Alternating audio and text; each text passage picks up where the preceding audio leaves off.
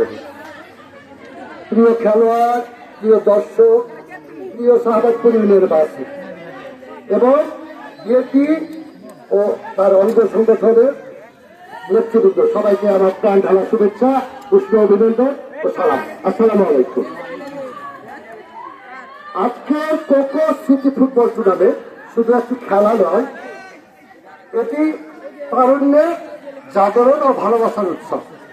শহীদ president Ziaur রহমানের সুযোগ্য সন্তান আরাফাত রহমান কোকো আমাদের ক্রীড়াঙ্গনের এক উজ্জ্বল নক্ষত্র ছিলেন। তার স্মৃতি আজ আমাদের অনুপ্রাণিত করে এগিয়ে নিয়ে যাবে। প্রিয় তরুণরা, তোমরা এই ইউনিয়নের আগামী ভবিষ্যৎ, তোমরা বিএনপির প্রাণ। ঐক্যবদ্ধ থাকলে আমরা এই খেলায় যেমন জয়ী হয়েছি, আমরা রাজনীতিতেও জয়ী হব, গণতন্ত্র লড়াইও আমরা জয়ী হব ইনশাআল্লাহ। আজকের এই মাঠে দাঁড়িয়ে আমি গর্ব অনুভব করছি, কারণ এখানে আমি দেখছি তারুণ্যের শক্তি, ঐক্য আর আশার আলো।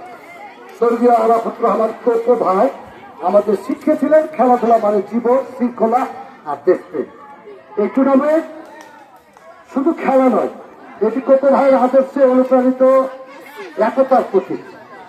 আমাদের তরুণরা মাঠে ফিরুক, মাদক ও হতাশা মুক্ত হয়ে আগামী সুন্দর ভবিষ্যৎ গড়ে তুলুক। আগামী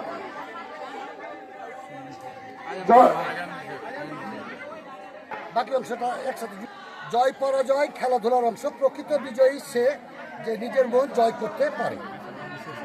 আমি আজকে আয়োজকদের আন্তরিক ধন্যবাদ জানাই, যারা কিশোর তরুণদের এই ফুটবল টুর্নামেন্টের আয়োজন করছে তাদের সবাইকে ধন্যবাদ, এবং বিএনপি ও অঙ্গ সংগঠনের সকল নেতাকর্মী যারা এখানে উপস্থিত হয়েছে এবং এই আয়োজকদেরকে খুশি করতে চেষ্টা করছেন, তাদের সবাইকে ধন্যবাদ। আসসালামু আলাইকুম। বাংলাদেশ জিন্দাবাদ।